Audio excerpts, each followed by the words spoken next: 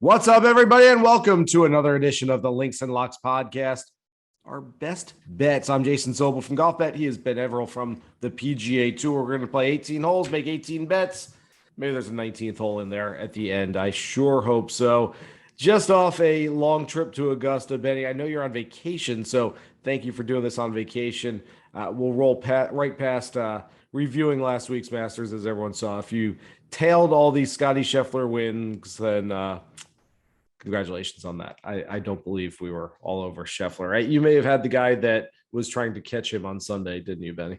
Yeah, I had Smitty, and that was a little bit of a shame the way that went down. My only claim to fame with Scheffler is I picked the first win. I picked it, but I haven't picked him since because I figured he wasn't going to keep the run going, and I couldn't have been more wrong. I said before last week, the only thing I don't like about Scotty Scheffler is the fact that he's won too much going into the Masters. Nobody wins 4 in 2 months. Yeah. All right. Well, maybe Scotty Scheffler does. So maybe he'll never lose again. We'll find out very soon the next time he plays. Scotty Scheffler not in the field this week, but a lot of his world-class brethren are. We've got Justin Thomas, Dustin Johnson, Colin Morikawa in the field this week. Cameron Smith back in the field this week as well. So let's get right to it. RBC Heritage. We got, like I said, a really good field and a lot of guys who are course horses for this one at Harbor Town. Benny, let's go 18 holes. You're up first. Well, mate, I'm going to go back to the well. Look, it could go one of two ways for this guy. I'm going to give you an outright early. I'm going to not say it's my number one pick for the week, but I'm going to say it's my 1.5. And what we're going to do is go back to Cameron Smith. Now, Smitty is either going to have a brilliant week and win here at Hilton Head, where he's been trending to do so for a long time, or he's going to be still gutted about what happened there on the 12th hole on Sunday at Augusta, and he's going to struggle a little bit to get going. But I still think he'll finish strong and do pretty well otherwise. So, look, the 1,600, I'm willing to go back in on him because I think he's a fighter. I think he's the guy that can get it done. And he's been trending, as I said, to win there in the past. It's a course where I've always thought he would win at some point. So I'm going to go back in. But just a teaser. As I said, I've got another guy I'm a bit heavier on, but I like Cameron Smith to kick it off. I'm shocked. I never saw that coming, that you would take the Australian Cameron Smith here at Harbor Town. Okay. Second hole. I'm going with a long shot here, and I like him for an outright play at a huge number, plus top 10s, top 20s. I mean, sprinkle him around the board, throw him some DFS lineups, whatever you got. Matthew NeSmith, coming off a third place finish just a few weeks ago at the Valspar Championship. He's a South Carolina native. I had him on my PGA Tour radio show hitting the green just a couple of weeks ago. And I said, by the way, Matt, if I was going to take you at one place this year, what's the place for you? He said, Harbor Town. Absolutely. Love that place. One of my favorites.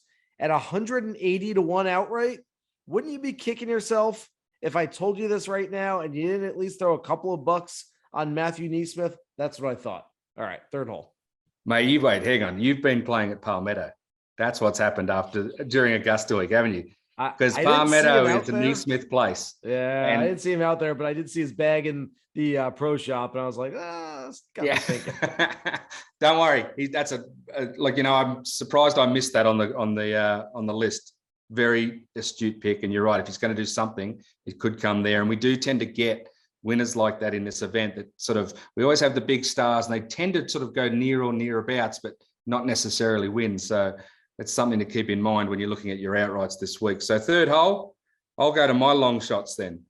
Now, I'm going to throw a couple in here. I want to go back to the international team. Well, I want to look at guys who are ball strikers who don't necessarily need the distance, who fit that bill of, not absolute superstars that are coming off the Masters playing well, etc.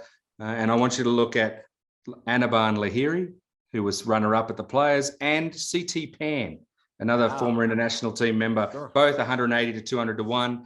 Again, sprinkle a little bit. There's someone's going to come from back and be in the mix on Sunday. So have a look around those values, 150 to 200, whether it's NeSmith, whether it's Lahiri, Pan, or someone else you like in there. Have a look around because there's going to be someone who's there or thereabouts. Okay. I will match that. I will go with a couple of guys. In fact, 3 guys that I like for top 20 plays this week. But again, huge numbers. If you want to throw a little bit on an outright, I don't mind it. I'm going Brandt, Snedeker, Luke Donald, Doc Redman.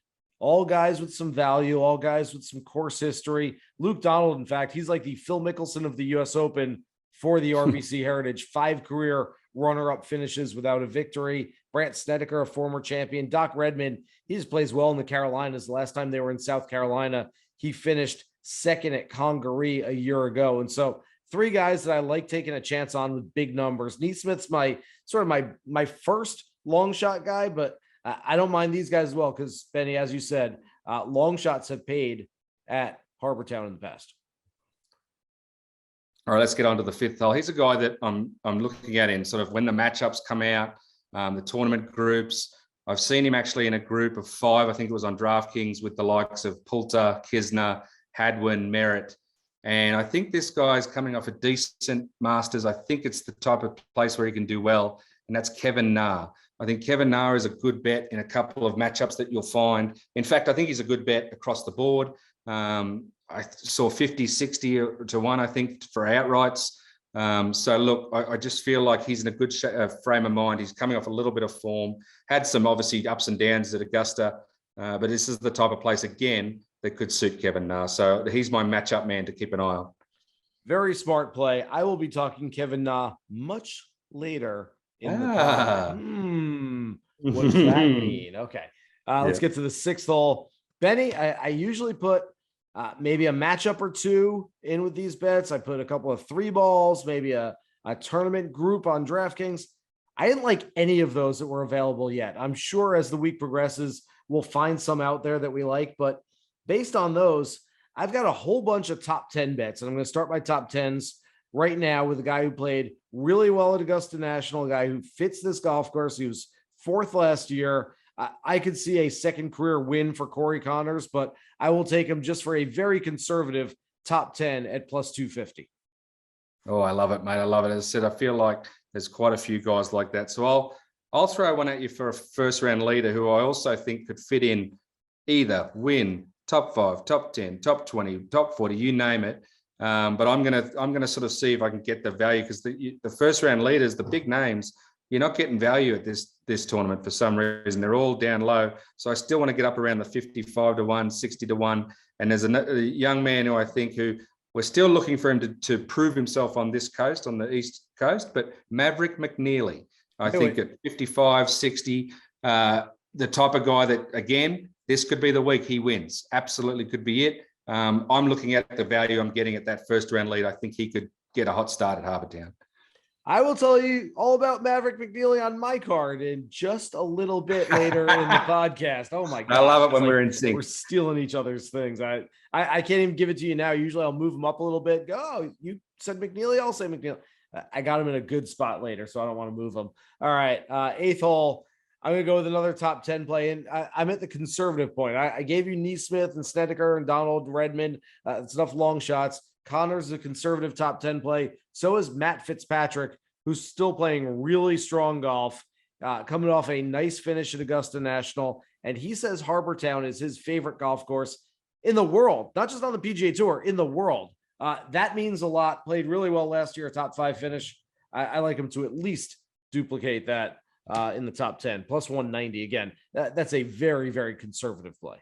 Yeah, I think that if you're the type that's spreading across, multiple bets, you can't have RBC Heritage without a bet on Matt Fitzpatrick. Wherever you want to put it, go for it, have a crack. I've got him here as my put him wherever you like. I'm going to brush him now because you've said him and just go with you. So I'll pivot and I will go to a new guy for a top 20. I had him down as my top 20, C Fitzpatrick, but I'll say Chris Kirk. Chris Kirk, around 230, I think you can get him for top 20. Again, I think he could threaten to win this thing if all things go well for him. Has been threatening to do something bigger than he had, like big for the last sort of few months. Another place that suits him. So that was my sort of conservative top 20 play now that you've taken Fitzpatrick from me. Yeah, I like Chris Kirk. I've been on him a lot lately. He was my pick to win at Valero. Didn't quite work out, but I have no problem with that. All right, 10th tee. I've got the honors, and I'm going to go with the first round leader bet. Webb Simpson didn't do enough last week to show me that he's ready to go win a tournament, but he did do enough to show me he's ready to play at least 1-2 good rounds of golf. And so at a place that's been his personal ATM over the years, there's reason to believe that Webb can at least put one low round together. I'm hoping it's the first one, 35-1 Webb Simpson, first round leader. Yeah, I love it, mate. Not bad. As I said, they're the type of players that just suit this. You've had your Cinks, your Cooches, your Simpsons, etc. They're going to, one of them, two of them, five of them are going to fire. They always do. Look, I like this one for a top 40. I'm going to go the 11th hole with a man that just played his first Masters and was so close to getting himself a ticket back, just missing out. I think he was death riding Danny Willett down the last, hoping he made a bogey that would have brought a whole bunch of guys in to get a top 12 and a return. But big Harry Higgs, I think that at 240, 250, I've seen him for top 40. He's the type that gets on a roll. He's going to be, up on a high. I think that could spill over and he might, do better than he has in the tour most of this year. I like him sort of running that number. And I just saw the 240 and thought, you know what? I think he could be up for it and might be an easy get there. Yeah, that's a nice idea there. I spoke with Harry Higgs a little bit after his first round. He's such a character. Standing on the podium, he'll just sit there and talk all day too. And I noticed he was wearing a Masters belt, an Augusta National belt. And I said, you just get that for the occasion? Is that a lucky belt? He's go, well, I got it back in December when I came here and I came for a practice round, but yeah, I've been wearing it. Although I don't know if I can wear it tomorrow. They scripted my clothes. I've never had scripted clothes before, but they gave me two different scripts. I don't know what I'm supposed to wear. Do you guys know what I'm supposed to do? Because they gave me two different ones, but I have no idea. So I'm just going to wake up in the morning. I'll put on one of them. I go, wow, that was a hell of an answer for me asking about a belt. Yes, I love the man. Yes, he's a good fun dude and fun to root for. So I like that play. 12th hole. Told you I'm going to have a lot of top 10s. I got two more coming. The first one, everyone's sort of jumping off the Mito Pereira bandwagon right now. Last year, he was sort of the new it thing, coming from the Corn Ferry Tour to the PGA Tour, had a couple of top 10 finishes. Hasn't quite been as good lately, but other than the Players' Championship, bad side of the draw, he's been top 30 in his last four. I'm hoping for a top 10 this week, plus 700. Yeah, don't mind that, mate. Look, all right, I'm going to give you a top 10 myself. I'm going to go for a long shot top 10 based off nothing except the way he finished on Friday at the Masters and the fact that he's the defending champ. Old man Stewie Cink, you can get 9-10-1 for a top 10.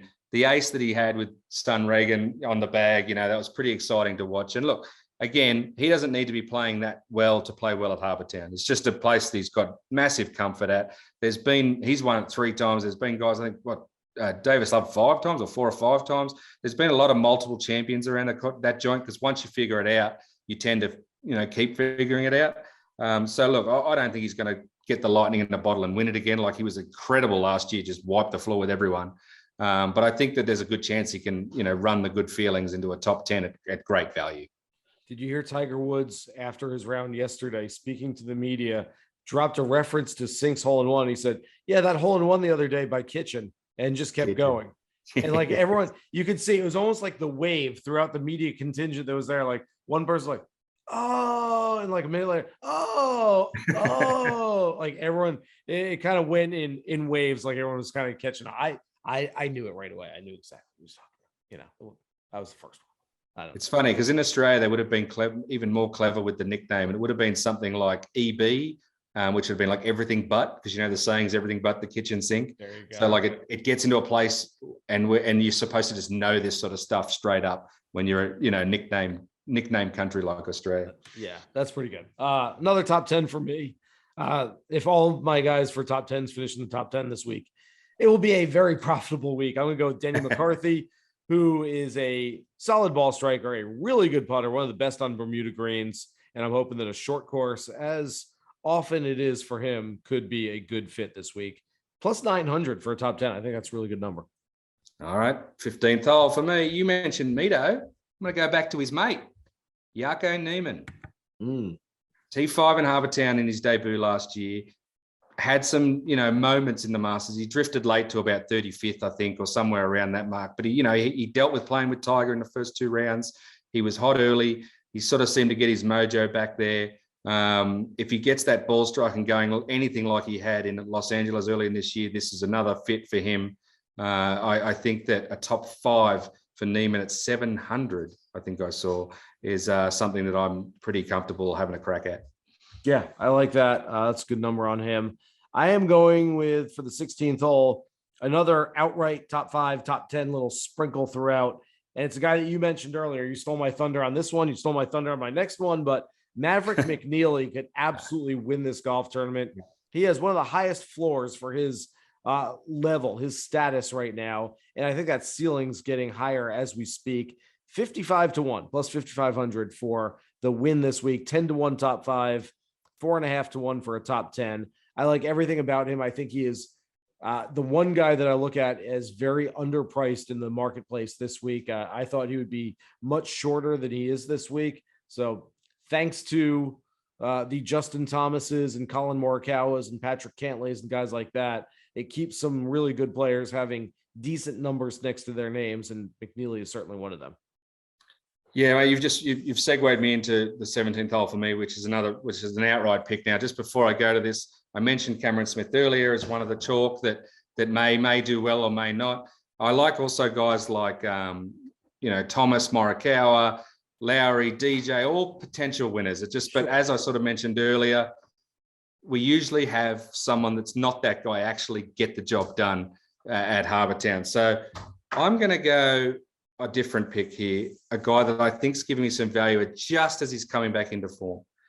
Sungjae Im, 40-50-1, another ball striking genius. He was, I think, 12th or 13th there last year when he had a crack, one of his first times there. I really think that the South Korean is starting to find his form after being in the top 10 at the Masters. I think he's the type of guy that can threaten and sort of come from the clouds in terms of what this field is showing. That is a massive number on Sungjae in a good way. That is some value on him. All right. No surprise, because you already mentioned it and I teased it earlier in the pod, but my favorite outright this week, when the numbers first came out, when the board first came out, 70-1. Hope you jumped on that. He's now drifted to 50 or 60-1, but that's still not too bad. Kevin Na, 14th at Augusta National last week. Guess what? Harbour Town suits his game way better than Augusta National does. So if he played well there, he should play well here. You look back at his some of his wins, and he's a momentum type player. So he needs to build up to those. And I think that's what he's doing right now. 5 career top 10s in 15 starts at Harbour Town. Let's go, K-Na.